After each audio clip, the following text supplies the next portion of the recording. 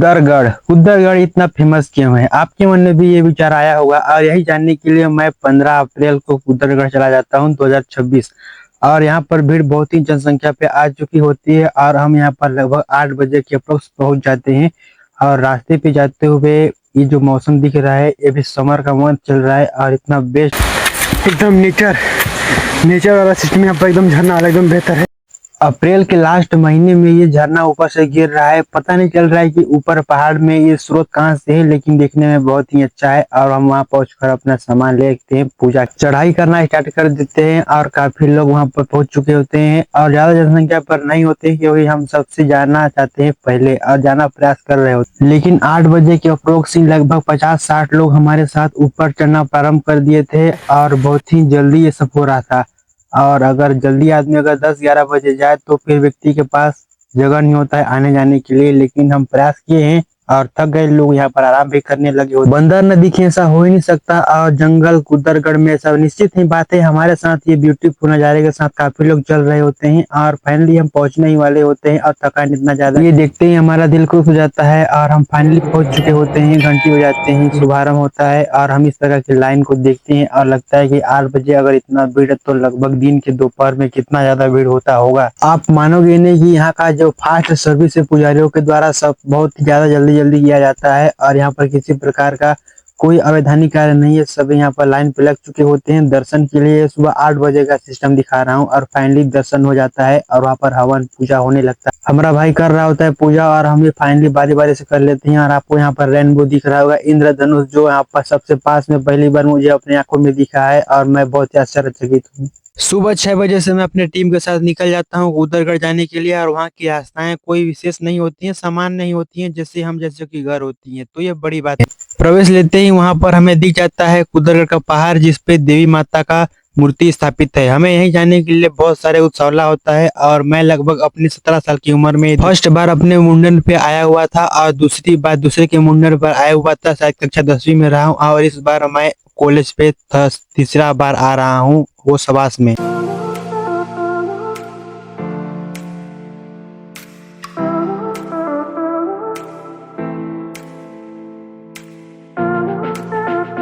कुद्दरगढ़ का यह लास्ट नदी होता है जिसपे सभी व्यक्ति अपना गाड़ियां रोककर नहा रही होती हैं और यह नदी बहुत ही अच्छी होती है जिसपे सभी नहाते हैं और मैंने भी इसी पे नहा चुका हूँ पहले। मैं अपने होशो हवास में पहली बार जा रहा होता हूँ और मुझे इस बात की बहुत खुशी हो रही होती है और बहुत आनंदित होता हूँ मैं इस बात को लेकर। और मैं अपने मस्ती में, मेरा मस्ती देखिए आप सब खुद अपने आंखों से।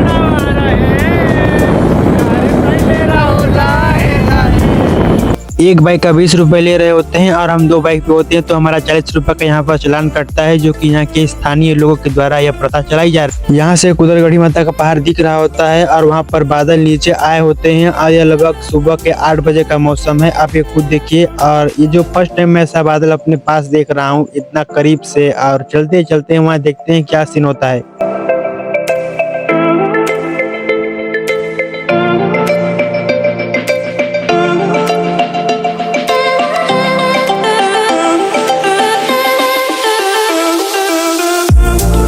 अपना बाइक यहाँ पर फ्री में रख सकते हैं, बल्कि यहाँ पर जिसके यहाँ छोड़ोगे उसके यहाँ सामान लेना पड़ता है और हम पूरा नजर अपने साथ लेके आए होते हैं। तो यहाँ पर खाली हम चुंदी बनवाते हैं देवी माता की।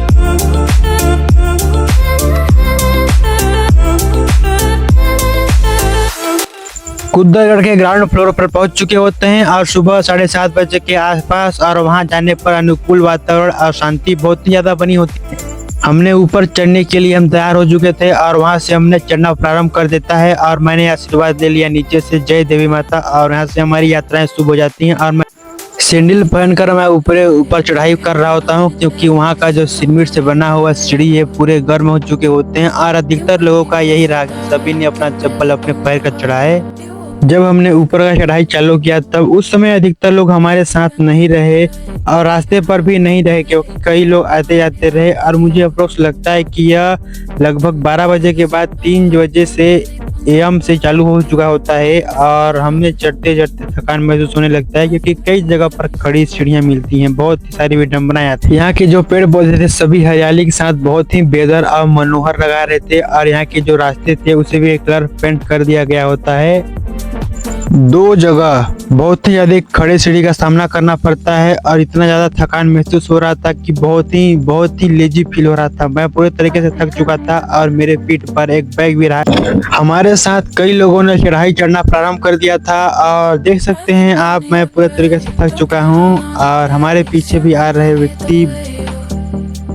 भाई अभी की बस इतना ही, क्योंकि अभी मैं जहाँ पर वॉइस ओवर कर रहा हूँ वहाँ पर बहुत तेज बिजली कड़क रही है और बारिश होने की संभावना है और मैं अपना भी रियल टाइम पे बता रहा हूँ। एकदम नेचर वाला सिस्टम यहाँ पर एकदम झरना वाला एकदम बेहतर है।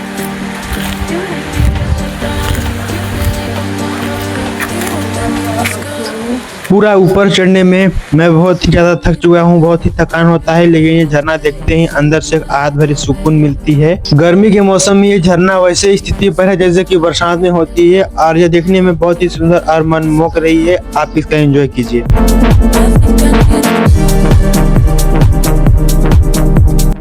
घर से बिना खाए पिए हम सीढ़ी चढ़ रहे होते हैं और सीढ़ी चढ़ने में इतना ज्यादा थकान हो जाती है कि बहुत ही ज्यादा आदमी का एनर्जी लॉस हो चुका होता है, लेकिन फिर भी एक साहस और उल्लास के चढ़ रहा होता हूँ।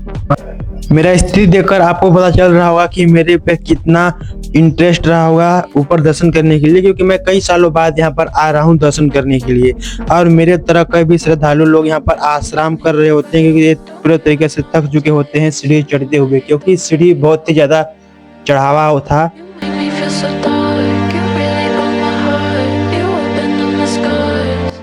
यहाँ पर कुछ प्रतिमा मूर्ति होती हैं पत्थर की, जिससे बंदर यहाँ पर अपेक्षाकृत कुछ बैठे होते हैं और इस नज़ारे के साथ ये बहुत बेहतर सीन रहा कुदरगढ़ का जाते हुए और ये बहुत ही मेरे को अच्छा लगा। आप इसे अपने एक्सपेक्ट के अनुसार से देखिए। ऊपर चढ़ते हुए मुझे लग रहा था कि पता नहीं कब कितना ज्यादा धूप हो जाए, कब कितना ज्यादा क्या स्थिति आ जाए, लेकिन सब नॉर्मल रहा। जैसे तैसे भूखा प्यासा मैं ऊपर चढ़ता गया और बस जीवन का यही आनंद है और जीवन का आनंद लेते रहना चाहिए।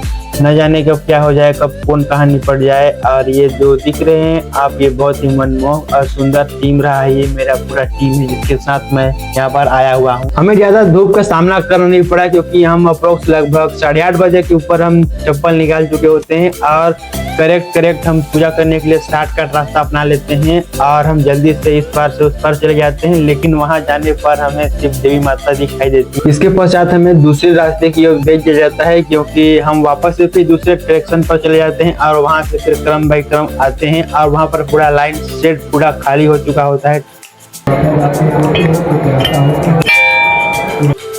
ये जितना भी आपको भीड़ दिख रहा है, ये लगभग 8:30 बजे के आसपास ये सारे भीड़ आपको देखने को मिल जा रहे हैं।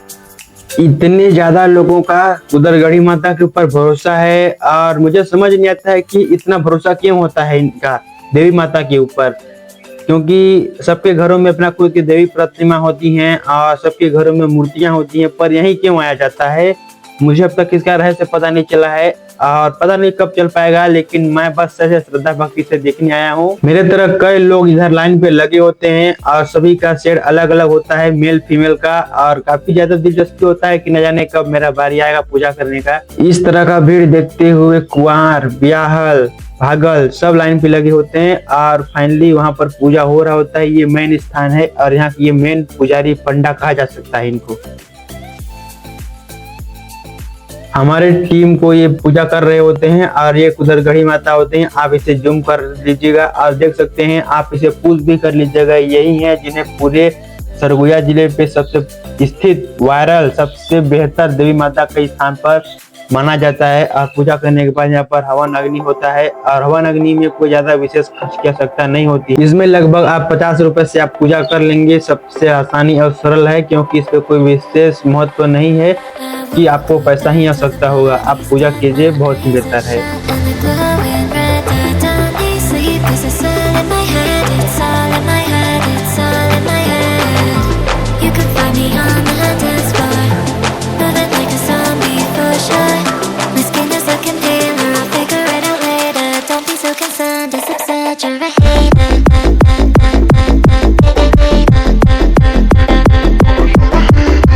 यहाँ बकरा बलि का प्रथा बहुत ही प्रचलित है और अधिकतर लोग यहाँ पर बकरा कटवाने के लिए लाते हैं, क्योंकि उनकी मनोकामनाएं पूर्ण हो चुकी होती हैं और यहीं पर बकरा काटा जाता है।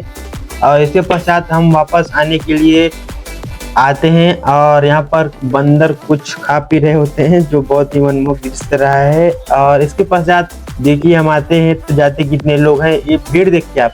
अगर आपको कभी जीवन में आना हुआ है तो आप सबसे प्रथम आना चाहिएगा, क्योंकि 8 बजे के आसपास यहाँ पहुंच जाइएगा तो सबसे बेहतर है। 9 बजे के अप्रोच से होगी, वरना यहाँ पर पता नहीं क्यों इतना भीड़ हो रहा है। जबकि ना आज कोई पूजा त्योहार या फिर कोई दर्शनीय स्थल, आज सामान्य दिन था। कोई इसके आसपास 10-15 दिन के ऊपर नीचे कोई भी त्योहार धार्मिक कोई भी नहीं था। इंद्रधनुष इतने पास से मैं पहली बार अपने लाइफ में देख रहा हूँ, जो कि एक झरने पर ये प्रचलित हो चुकी हैं। पहले कभी आसमान में देखा करता था, बहुत ही मनमोहक दृश्य है ये झरना। कभी आप आइएगा तो एक जरूर यहाँ पर रील बना लीजिएगा और लाइक, सब्सक्राइब और कमेंट जरूर कर दीजिएगा। शायद जीवन में कभी और वीडियो बनाऊं।